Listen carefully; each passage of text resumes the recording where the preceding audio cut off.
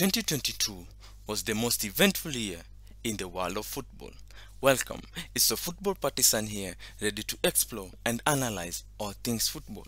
Let's get to it. Number one, the 2022 World Cup in Qatar. It was the most expensive tournament in the World Cup history. For the first time, it was held in the Middle East, especially the Arab world.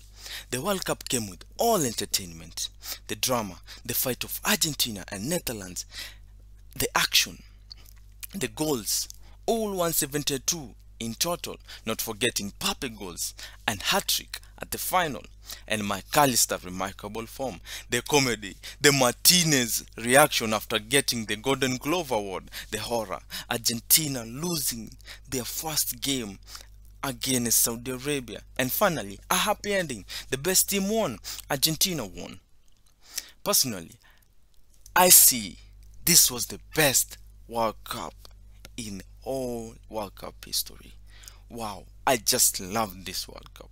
What do you think? What do you feel about this World Cup? How did you see this World Cup? Because personally, thumbs up. Number two, Chelsea was sold. Ooh. One thing that put the world in a standstill is when Chelsea was put on sale. Roman Abramovich is a shrewd entrepreneur who has done everything since taking over ownership of Chelsea in 2003. One can argue since Abramovich took over Chelsea, the team has flourished. The stats says it all. The stats says it all. Chelsea have won every football award that is possible to be won in the club football. They are the two-time Champions League winners, two-time Europa League winners, one-time Club World Cup winner, and hold the record and the only record for being the first time European club to win the Champions League and Europa League at the same time. Apparently, Abramovich had to sell it all because of with his ties with Vladimir Putin, the Russian president. The UK government froze all his assets and pushed him to a corner so he can sell Chelsea. Personally, I say that was unfair. I think they could have done better. They could have come to an agreement. They could have done something, not just to hurt the team, but for the betterment of the team. Personally, as a Man U fan, I don't care, because it's a plus for us. Now look, Chelsea is now on the ground. We are up there. We're doing very well. Maybe we can take the title. Number three, Haaland's scoring ability.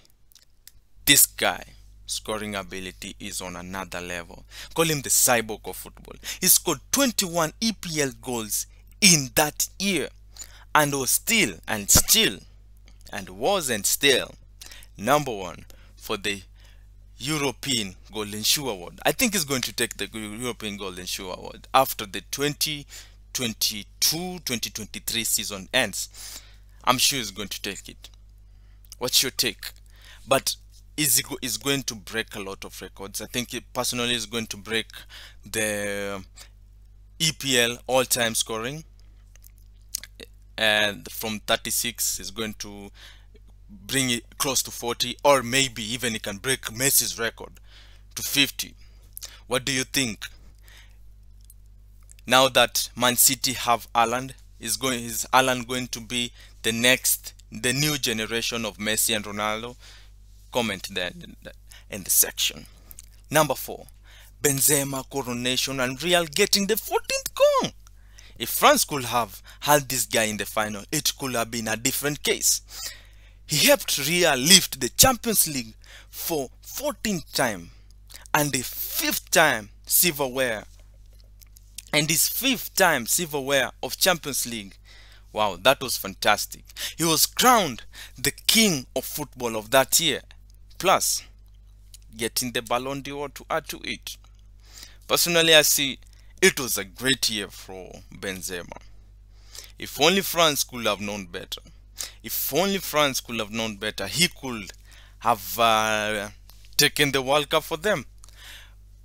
So, I see he deserved the Ballon d'Or.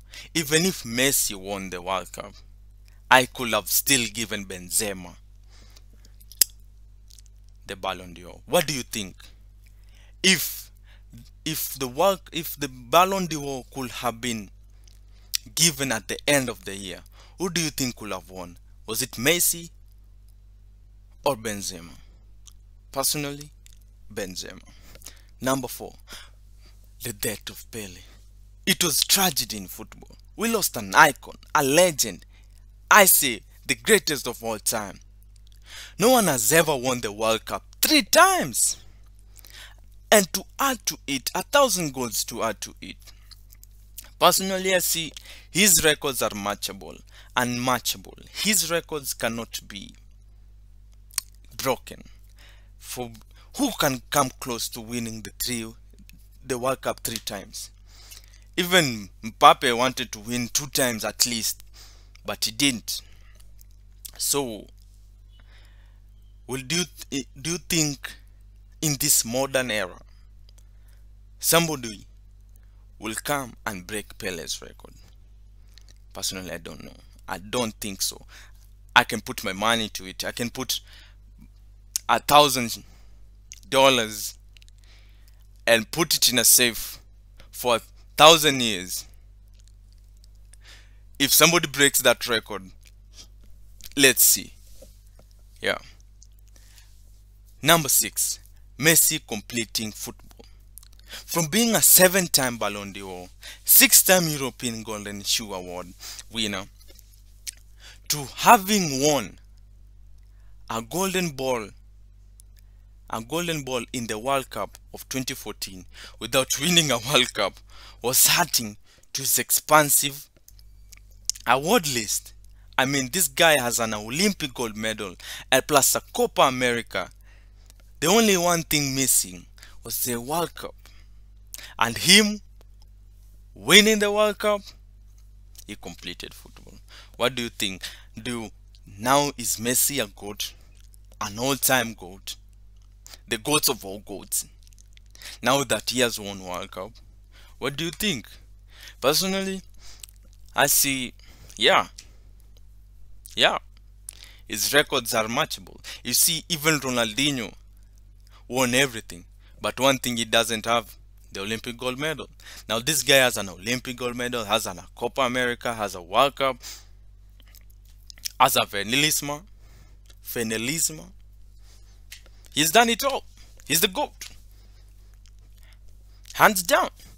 That's why in his matches you can see Messi. Number 7, Ronaldo record breaking deal. Whew. Say what you want to say, but CR7 fans will always be unapologetic when they say he is the GOAT. I mean, 200 million for CR7, bro. He made it. Al Nassr bet on the best talent money can buy.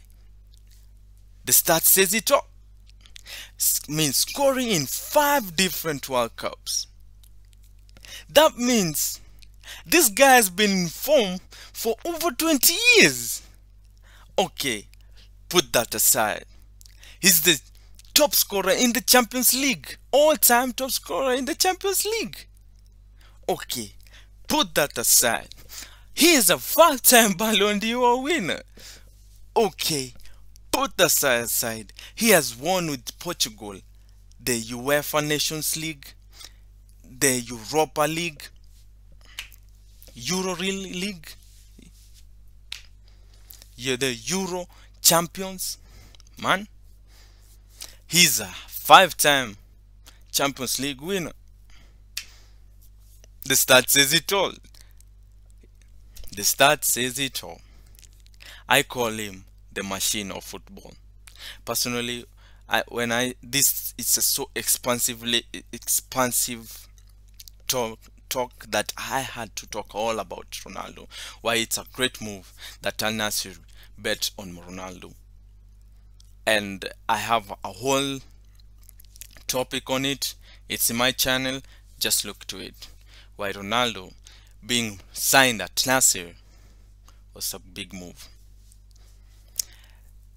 Nice. With that, that's what happened in 2022. I walk out with a banger. I say thank you for watching this channel, and thank you very much, and